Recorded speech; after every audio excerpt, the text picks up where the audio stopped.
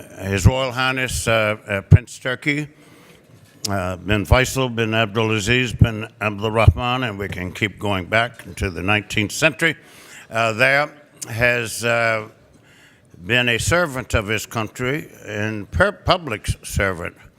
And in keeping with his older brother, who was the dean of all of the world's foreign ministers, Allah Yerhamu, Prince Saud Al Faisal,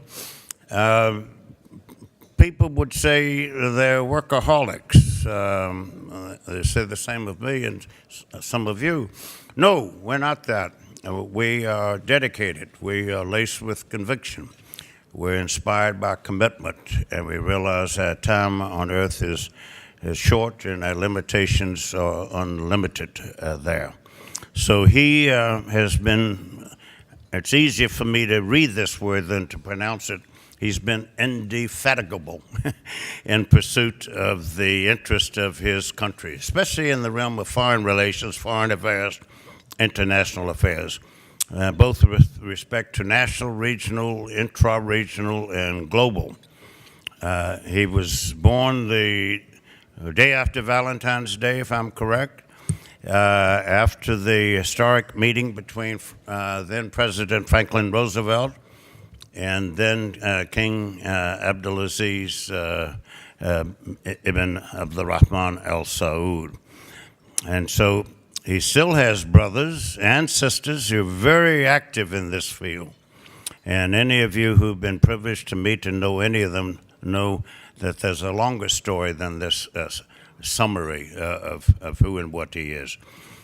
He was for a quarter of a century the director of his country's International Intelligence Directorate, or General Intelligence Directorate, focused on the world beyond Saudi Arabia's borders there. And this was during a time after the Arab oil embargo, the last one, after the onset of the civil war in Lebanon, after the onset of, when I mentioned before, when the Shah hit the fan in Iran, and after the onset of the Iranian Revolution, after the Soviet invasion and occupation of Afghanistan, after the trebling, quadrupling, quintupling of the oil price,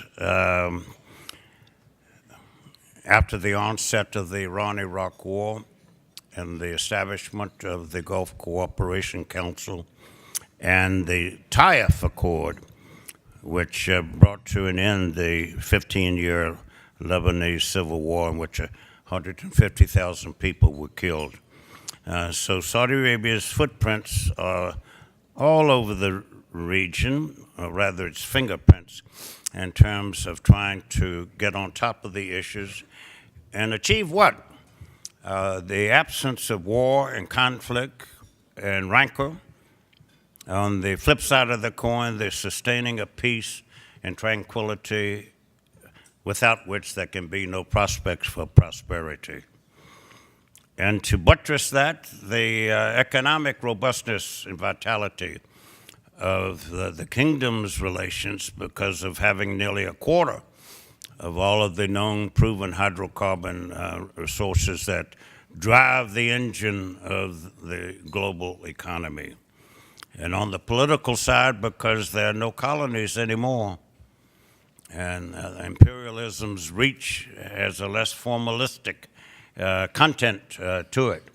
Negotiation, diplomatic, mediatory, good officer skills, and the best of brains and analyses with sound policies and positions of what can help sustain the first two of peace and ongoing economic vitality.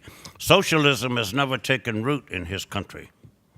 It did elsewhere, in Marxist-Leninist roots, because Moscow promised that which the colonial powers would not, in part, are there. But his family saw up close what atheistic, godless communism really represented when his father went to the Soviet Union in the 1930s. No other ruling family, leading monarch member did that. But this is what we talk about when we say empirical education, not bookwork. He went to see for himself, in return thinking this is the exact opposite of everything that we are, that we've been, and that we seek to become. And of course, the commercial side. We have people like Leo Daly, singling him out, who are here, whose firm has been involved in Arabia and the Gulf since the 1950s. And it is on the backs of these people there that many of you are here. And defense cooperation, holding hands to deter, to detain, contain, to build defense capacities, and so that each side can better anticipate, better predict, better prepare, better plan. Please join me in welcoming His Royal Highness Prince Turki. Thank you very much. Thank you, sir. Bismillah ar-Rahman ar-Rahim. It's nice to be back in this podium. As Dr. Anthony said, it's been many years since I've joined here. And somebody asked me, why do I come back? I said, for me, as a Muslim, I am enjoined to perform the pilgrimage to Mecca once in my lifetime, if I am able to. But to come to this conference is a duty, and hence, when John beckons, I say, as-sam'u wa ta'a, which means I hear and I obey.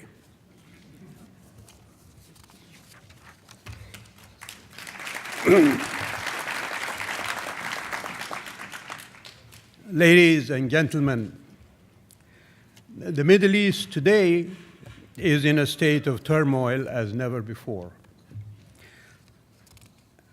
My talk will be on issues causing disorder and anarchy, and on my hopes for a peaceful, secure, and stable region. Looking into today's prevailing conditions and state of affairs in the Middle East, particularly the Arab region, we find no credible signs that call for much optimism. Strategically, it is vulnerable on all fronts and is widely exposed to all possibilities. This strategic vulnerability is as old as the establishment of the nation-state order following the First World War. However, catastrophic events during the past decades, such as the recurring Arab-Israeli wars and conflicts, the Lebanese civil war, the Iran-Iraq prolonged war, the invasion of Kuwait, the invasion of Iraq, the constant foreign interventions have contributed greatly to this vulnerability. Coupled with this is the failure of many of our states in facing the shared and constantly looming threats to our existence and to our people. Poor social, economic, educational, and cultural policies, and the selfishness that characterized some Arab leaders' foreign and domestic policies for decades are causes of this mess. All of what we witness nowadays unfolding, and that was exposed by what is called the Arab Spring, is but an indictment of these policies and natural result of it.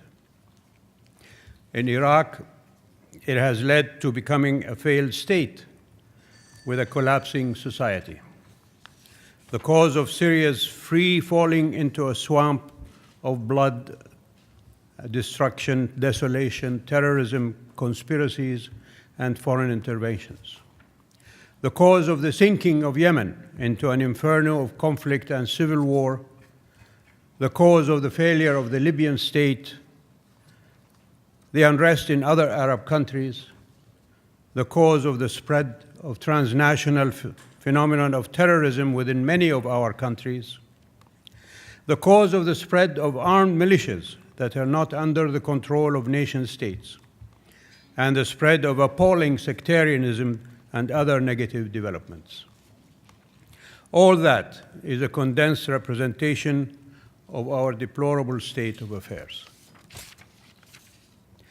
Our unenviable present was the future of our recent past. And the way we deal with our present in the future is the future waiting for us. It is imperative that we must consciously learn from the pitfalls of the past. We must plan our future wisely and be alert at all times if we want to avoid catastrophic failure. We must courageously face the challenges that threaten our existence and attain a visionary approach to the future if we wish to attain a decent place on the world stage. We're facing immense challenges. Some of them are in our hands to solve, but others, unfortunately, are in the hands of others. First, the preservation of the nation state in the Arab world is of vital importance to the security and stability of its social components. Realization of such a goal cannot be achieved without creating a normal relationship between the state and its citizens, whereby the state becomes the guardian of all of its citizens, with all shades and colors, attending to their ambitions and aspirations, and being the point of reference to their national identity. Moreover, governments must respond energetically to reform needs and constantly strive to lead society toward better conditions. We must strive to rescue Arab states which are on the brink of collapse and disintegration, and help their societies to overcome this perilous stage by helping them to create a new social contract that will save them from present miseries, restore their hopes, and fulfill their ambitions and expectations. Second, the weakness, fragility, and fragmentation of the Arab regional system, which affects all of its political, economic, social, and cultural institutions, must be cured. This system lacks the necessary vitality to provide the minimum requirements to defend the Arab countries, let alone qualifying them to attain a respectable place within the framework of international order and the context of their people's aspirations. Despite the establishment of the Arab League, which oversaw the transition from colonialism to independence, and enacted agreements and treaties to secure the interests of all its members, the blind ambition to gain sole leadership by the rising nationalist socialists led to its decay and a paralyzed and empty skeleton devoid of any potential or vitality. If we aspire to attain dynamic participation in the global order, we must avoid repeating past ideological obstacles and petty attitudes and trivial competition about who is small and who is grand, who has deep and illustrious historical roots, and who is of recent appearance on stage, and the squabbles that characterize attempts at cooperation throughout the past 7 decades. The failure of this system led to large-scale strategic deterioration within the Arab region, allowing the existence of a strategic vacuum that allowed Israel and the Iranian leadership and other powers to tamper with our countries and our social fabric. It is imperative upon us to repair the damage inflicted upon Arab communal efforts and be prepared for all possibilities, taking into consideration the damage of the Israeli occupation of Palestine and the threat of the disruptive interference of the Iranian leadership in the internal affairs of our states, spreading their sectarian ideology and attempting to export their crises to us while actively supporting sectarian terrorism. Even with the most celebrated achievement of President Obama's foreign policy, the nuclear deal. The Iranian leadership's belligerent attitude toward their neighbors is evident in their continued outright occupation of the islands of the United Arab Emirates, continued meddling in the internal affairs of Iraq, of Syria, of Yemen, of Lebanon, and of Bahrain. The danger posed by Iran is real, especially when we realize that all attempts to reform Iranian policies went in vain. Despite the fact that we do not harbor any ill feelings towards Iran and its people as neighbors and brothers in faith, we must ensure that our regional security requirements and collectively strive to face these imminent and present dangers. We must rectify the power imbalance vis-à-vis Iran. Any disequilibrium will no doubt allow the Iranian leadership to exploit all gaps to infiltrate our countries. In this regard, I believe that the experiment of the GCC is a pioneering and successful one in the Arab world, despite and in spite of the current Qatari crisis that was caused by Qatar's chirping outside the flock. It is my hope that this crisis ends by bringing Qatar to harmony with its other sister states in the GCC. Therefore, regardless how this crisis ends, we must maintain and develop the GCC so that it can lead to economic integration through intensifying cooperation in all fields and surmount all obstacles in the path of its goals. Furthermore, sustaining the GCC due to its geostrategic importance of immense energy reserves and its geographical location that connects all continents, as well as its being the center of Islam and Arab culture, can play a major role in protecting its interests and contributing to lifting the Arab world out of its mess. Third, fragility, stagnation, and internal weakness of many Arab states at all political, governmental, economic, social, and cultural levels call for drastic remedial measures to cross over to the future, whereby they can effectively respond to the needs and aspirations of Arab societies and absorb all of their diverse social components, thus preventing the rise and spread of extremism and terrorism and guarding the integrity and stability of these states. These reforms will facilitate a positive interaction with globalization and with the so-called Fourth Industrial Revolution and benefit from its dynamism. Fears, whether imagined or real, must not become an obstacle in the way of our attempt to safeguard our identity, faith, and values, or prevent us from responding positively to modernity.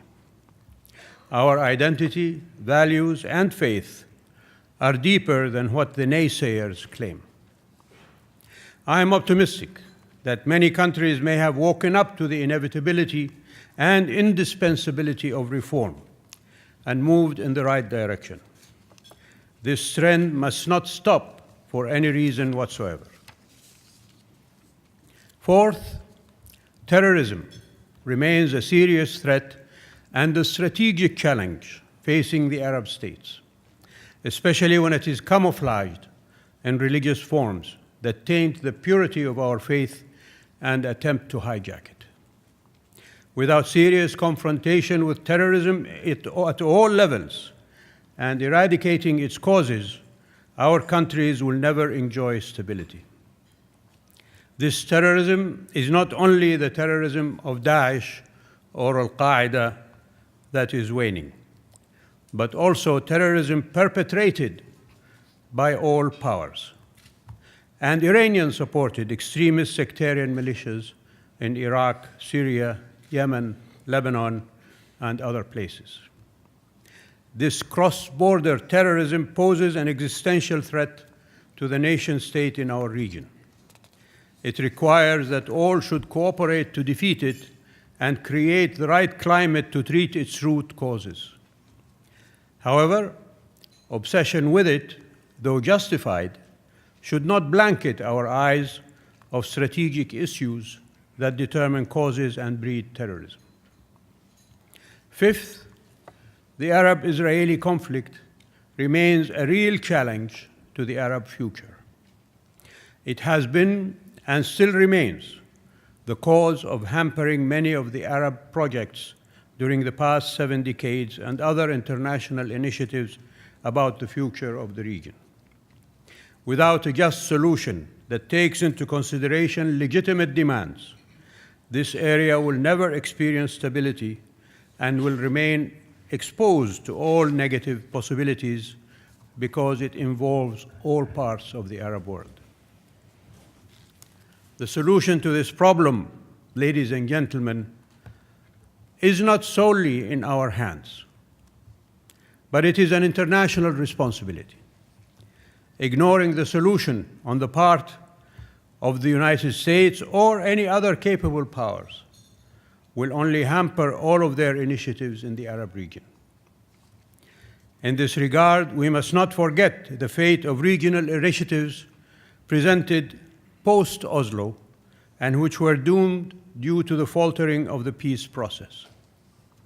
We are all aware of the Arab countries welcomed the march toward peace which commenced in Madrid with the hope of solving this conflict within the parameters of international norms and the United Nations decisions and resolutions, and that they entered into negotiations with Israel to reach the desired peace. The Arab states did not stop at that, but participated in all the efforts and the multilateral negotiations with the hope of creating the right climate and mutual trust. Some even went far in their relationship with Israel to encourage her to seek the road to peace. The Arab Peace Initiative of the late King Abdullah of Saudi Arabia remains as the only viable solution to this seemingly intractable conflict. I'm not here, ladies and gentlemen, to illustrate all the attempts to settle this conflict. All of you are privy to their details. What I wish to emphasize, which is relevant to the subject of this speech, is the following. Just peace has not been achieved. All efforts pertaining to the future of this region and the negotiations about engineering a new future for it went in vain. The perpetration of this conflict will continue to be a cause of threat to the security and stability of the region, even if Israel and its allies claim that the cause of the region's instability is what is happening at the present and has no direct relation to this prolonged conflict. They ignore that the banner headline that the terrorists use to recruit their followers is the suffering of the Palestinian people. The Iranian leadership have named their main interventionist arm the Quds Brigade. I don't need to explain what that means. The Israeli people themselves are in danger of turning into an apartheid state, enslaving the Palestinian people and facing the potential sanctions that South Africa faced when it was the apartheid state.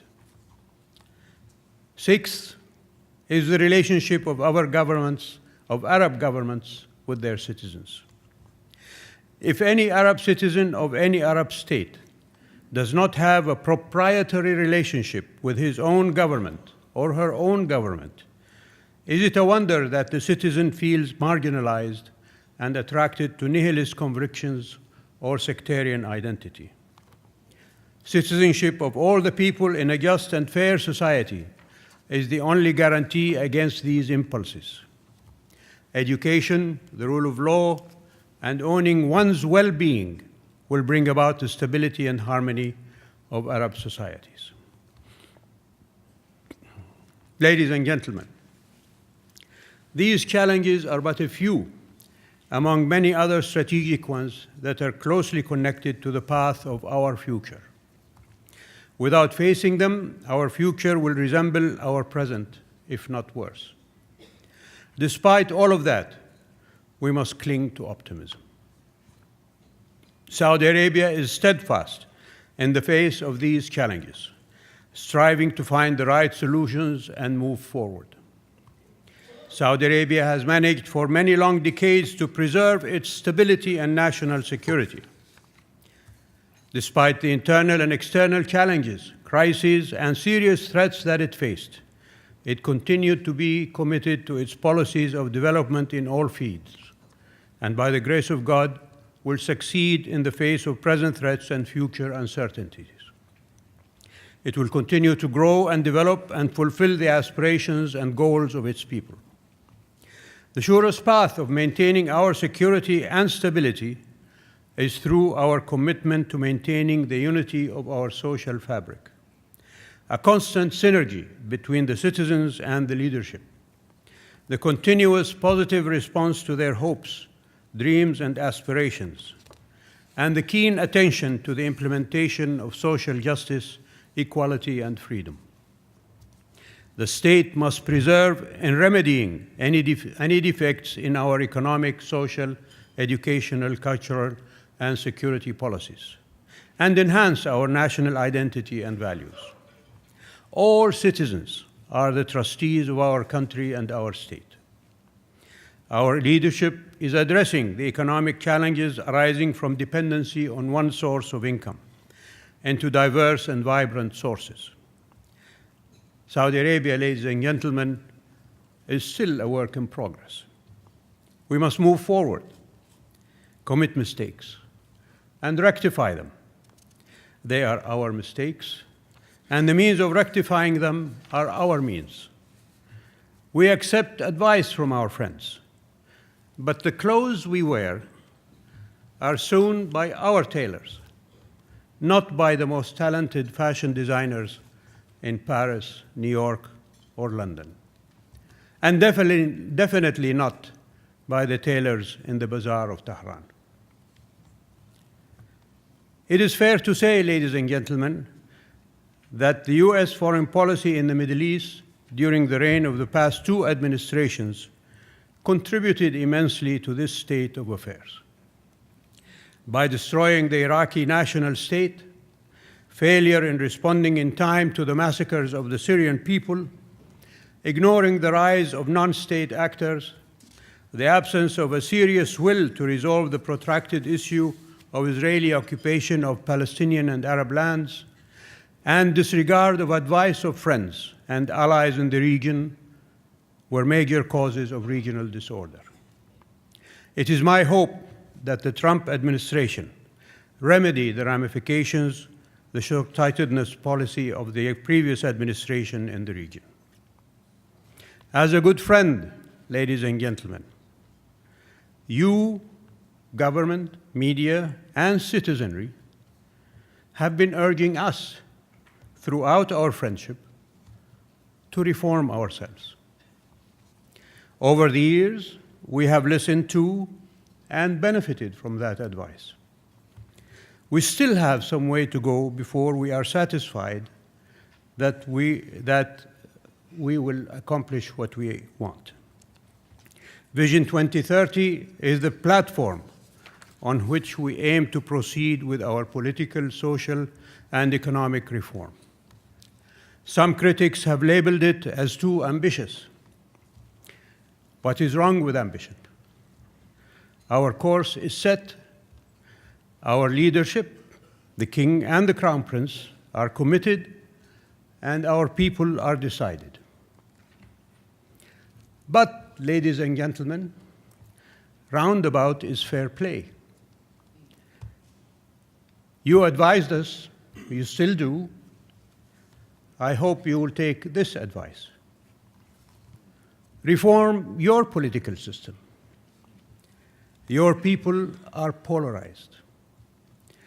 Your political parties are at each other's throats. There is no consensus. Is it okay with you that your Supreme Court has legalized political bribery as a right? Is it okay with you that one man, one vote is abrogated by a long outdated electoral college?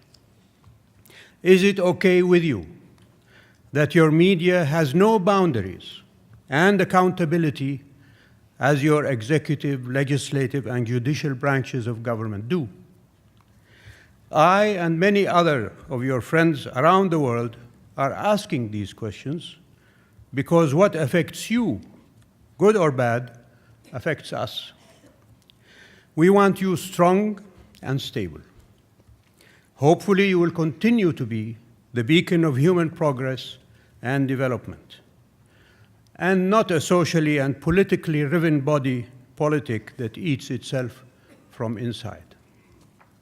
We in the Kingdom of Saudi Arabia are attentive to the sense of responsibility and noble intentions, and as emphasized by the custodian of the two holy mosques, King Salman bin Abdulaziz, on all occasions, we will cooperate and collaborate with all who mean well in order to deal with all the challenges facing us.